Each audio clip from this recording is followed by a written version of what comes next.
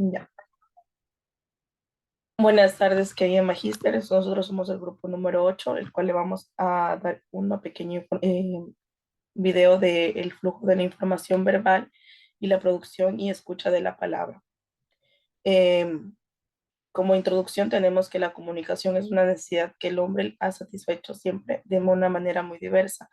Con la revolución industrial emergida de la modernidad llegó a su apego el uso instrumental de la comunicación. La comunicación es también una preocupación teórica de larga data.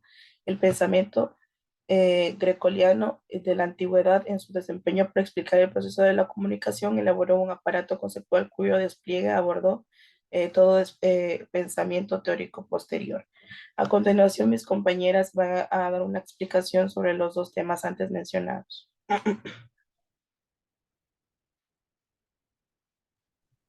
El flujo de la información verbal.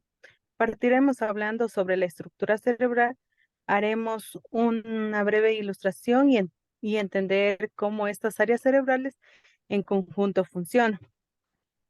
Bueno, la comunicación es una de las necesidades que el hombre ha satisfecho siempre y de las maneras muy diversas. Con la resolución industrial emergida de la modernidad llegó a su apego el uso instrumental de la comunicación. La comunicación también es una preocupación teórica de larga data.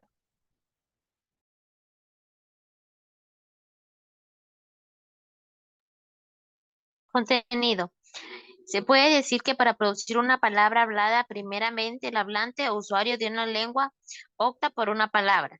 A fines de la década de los 40, Claude Snow y Werner Weber fundaron la teoría matemática de la comunicación. El tiempo de Weber y otros relevaban los fundamentos de la cibernética como una ciencia.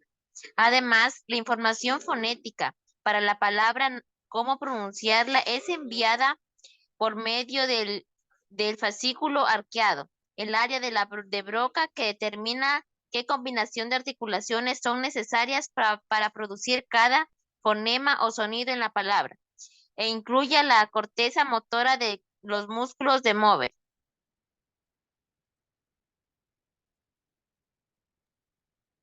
Con respecto a la producción y escucha de la palabra hablada, podemos decir que en el mundo humano fluye a través de la palabra, pues el contacto entre semejanzas tiene sentido por la palabra, pero así como hay problemas orales, también hay con la palabra escrita.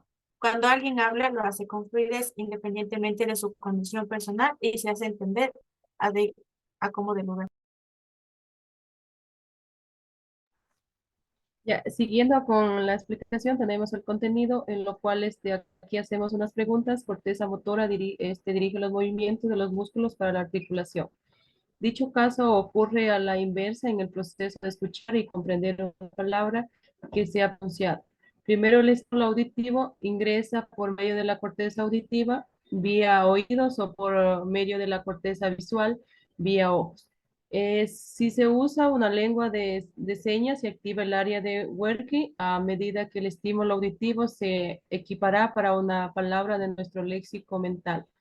A continuación tenemos otra pregunta que dice: la producción y la escucha de la palabra hablada se realiza de la siguiente manera en las partes del cerebro correspondientes. Según el área de Wernicke, se activa cuando se accede al léxico e interpreta la entrada léxica. Asimismo, también tenemos que se aprende a hablar bien, porque se aprende a coordinar las ideas y a saber expresarlas. También saber leer bien implica haber desarrollado estrategias. Ese es en cuanto a todo lo que hemos realizado, estimada docente, sobre el flujo de la información verbal. Muchísimas gracias.